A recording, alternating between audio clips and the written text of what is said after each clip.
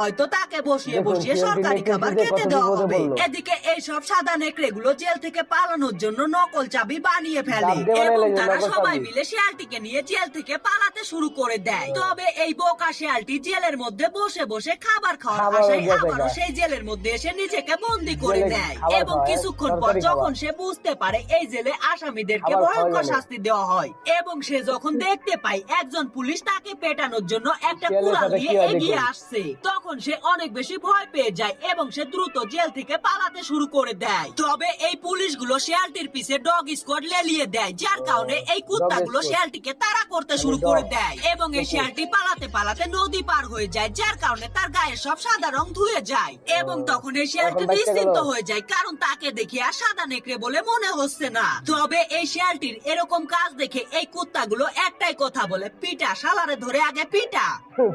ভুল করলো